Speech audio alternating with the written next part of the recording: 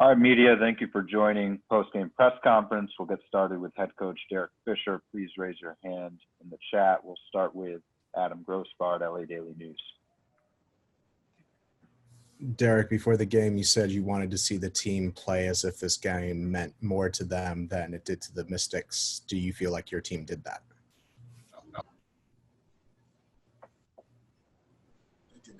We did not. John W. Davis, Winsider.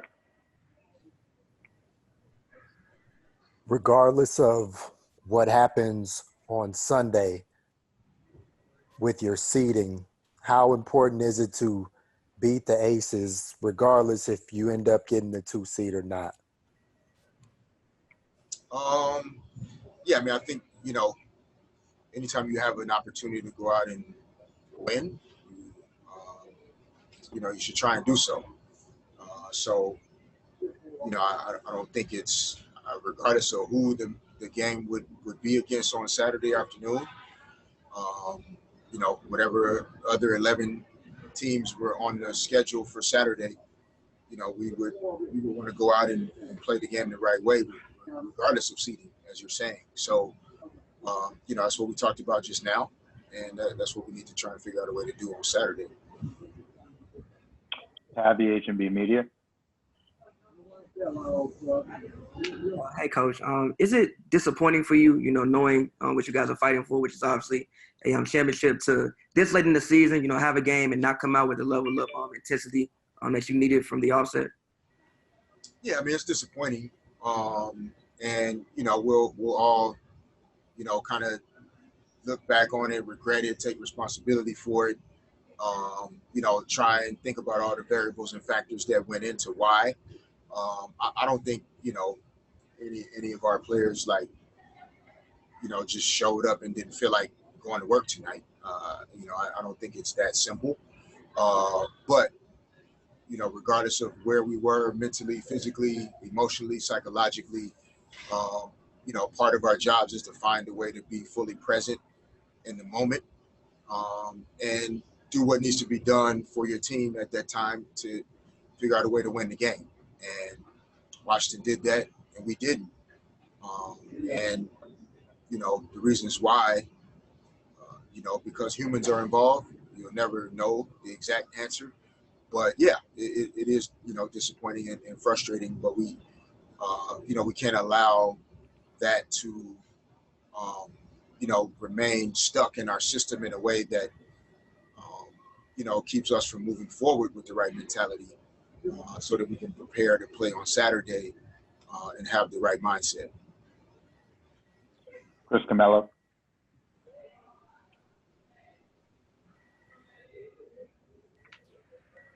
Chris, are you there?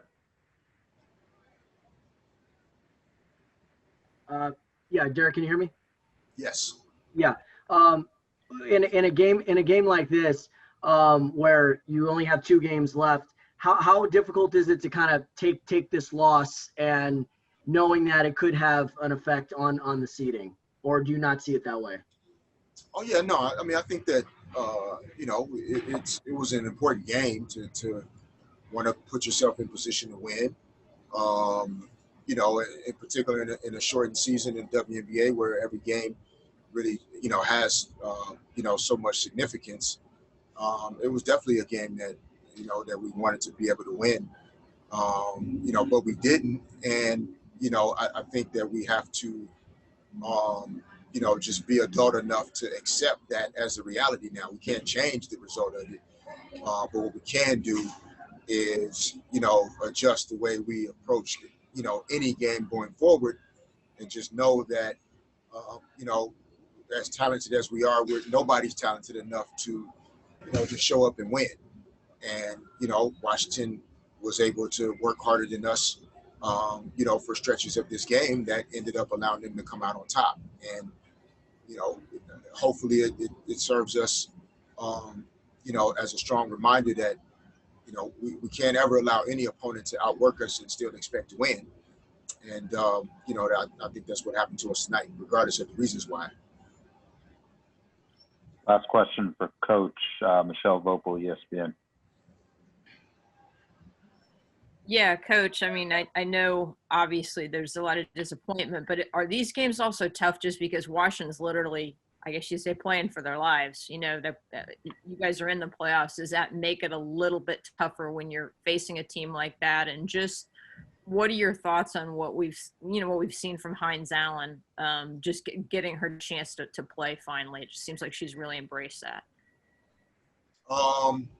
Yeah, I think the first question, it's essentially an elimination game for Washington. And as you know, I think, you know, as sports journalists and as a former player and coach, those are one of the hardest games to win in your life. To eliminate a professional team from the playoffs, which essentially is, you know, what could have happened for Washington tonight. It is a difficult thing to do. And, you know, they're professionals. They did not want to, you know, leave the opportunity to not make the postseason still out there. They want to give themselves one more chance to make the postseason, and they figured out a way to do it. And so that's why before the game, when I was asked what the key to the game was, I really wasn't worried about stats that much because if the other team wants it more, they'll figure out how to win. And that's what happened tonight. As far as Hines Allen, you know, I mean, we might play Washington in the playoffs. So, you know, she played a good game. Her team won. I think for any player, when you get additional opportunity and you know, you get a chance to go out and play more, you know, hopefully you can perform well. She did that tonight, and she's been able to do that for her team most of the season. And, you know, have to tip your cap to her and to Washington tonight. And we'll see what happens going forward. Thank you, Coach. All right, thanks. All right, questions for Chelsea Gray. We'll start with John W. Davis. Hi, Chelsea. What else do you think you could have done and the team could have done to have a different outcome in this game?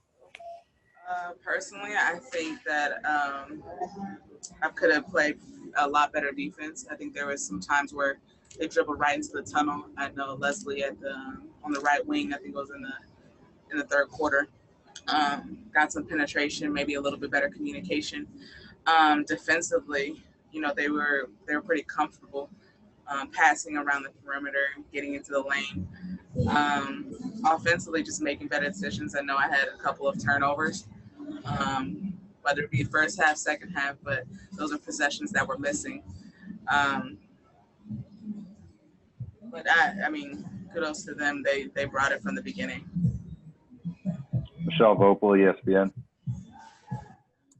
Yeah, Chelsea, I think this, you know, this Washington team's like that one Enrique three-pointer at the buzzer away from winning 4 in a row, and they've beaten 3 now playoff teams. Do you sense it with them? Part of what's so tough is they're kind of, like I asked Derek, they're sort of playing for their lives, and that makes them a pretty dangerous opponent.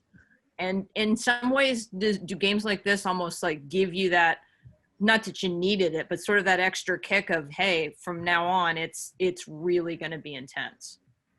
I think we came into this game knowing what we were playing for. I think they did as well. They're playing for something. We were playing for playoff seeding. And we were playing for 2 separate, you know, ends of the spectrum a little bit. And they're fighting for their lives. And we didn't play as if we were. And that's every time we have to step on the court. That's the kind of feel and, you know, energy that we have to have. And to close this regular season out, we have to have that as well. And they brought the fight from the first quarter. Their energy was a lot better than us throughout the whole game. We had spurts in there, and we would make our runs and we would get stops defensively and be able to score in transition and get easy buckets. But to have that consistent effort after 4 quarters, we didn't have that tonight. Sue Favor.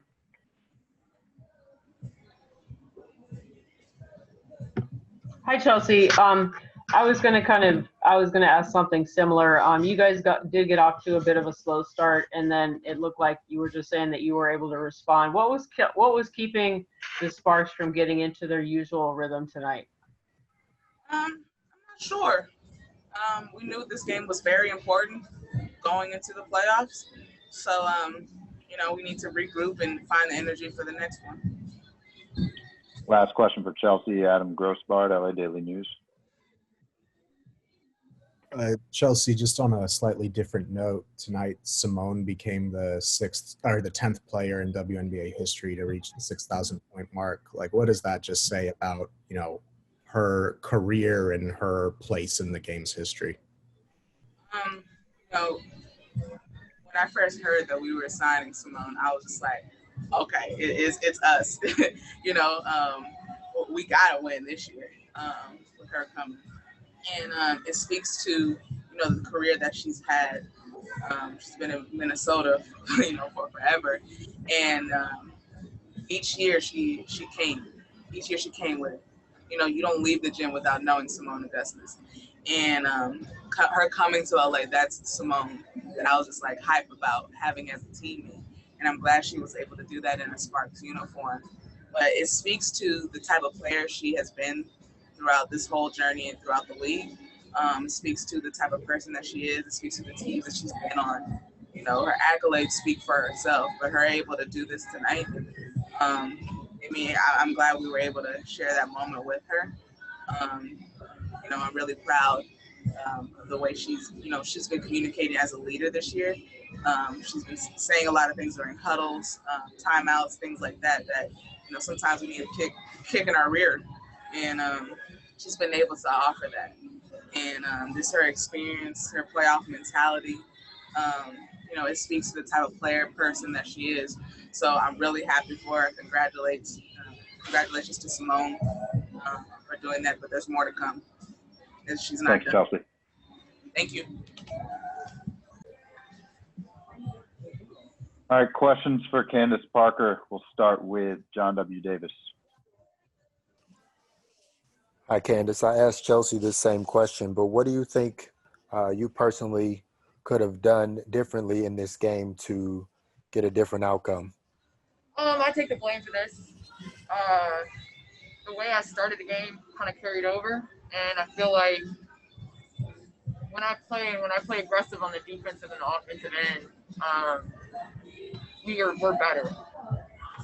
And so I'll take this one.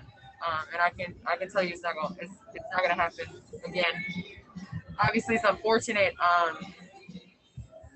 It's at this point in the season. But what's done is done, and you can't control it. And maybe this is a reminder for us that, because honestly, in the past, we've done a good job of closing these games out, and we always know we're gonna be able to close it out, and we didn't. So I can't start like that. I can't play like that. If our team is gonna seriously compete for a championship, like that's on me. Pavy, H&B Media. Hey Candace, you all had 15 assists as a team. You all averaged 20 on the season basically. Was that a product of the ball sticking, or was that just a product of shots not falling down?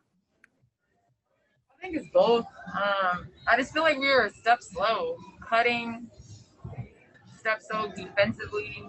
So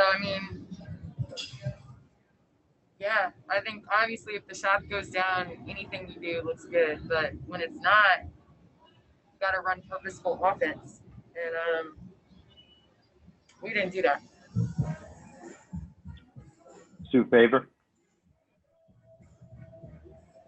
I'm sorry, I forgot to lower my hand. I apologize. Oh, all good. Over to David Yapkowitz. Hey, Candace.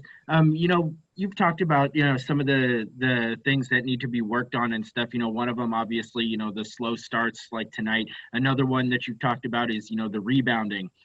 But just, what do you think needs to happen, or what do you think, you need to see from this team in terms of, things to really focus on as the season is now winding down, as we have playoffs, right around the corner?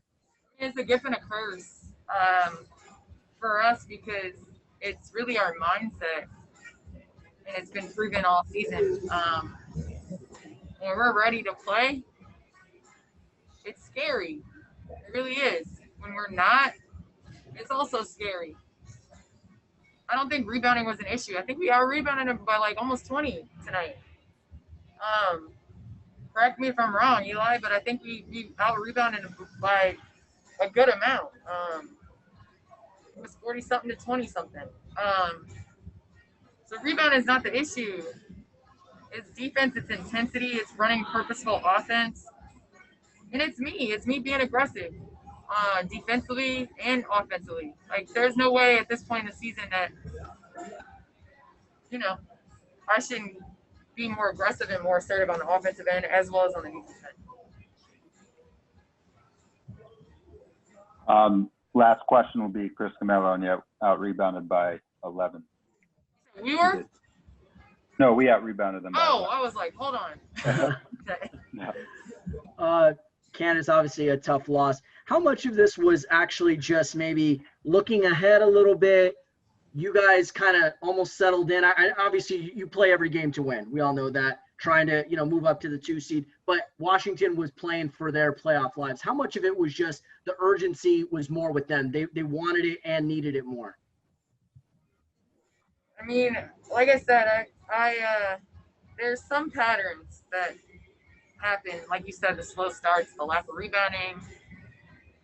So at this point, like, we're in the guts of the season. We've played all year for this.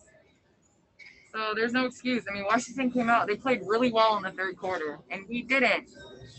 We're talking about how we start the game. We still won the first quarter. It's the third quarter that killed us.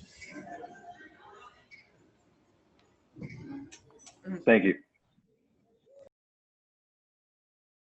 Thank you for joining, media. We'll send out this link and post-game notes shortly. Have a good evening.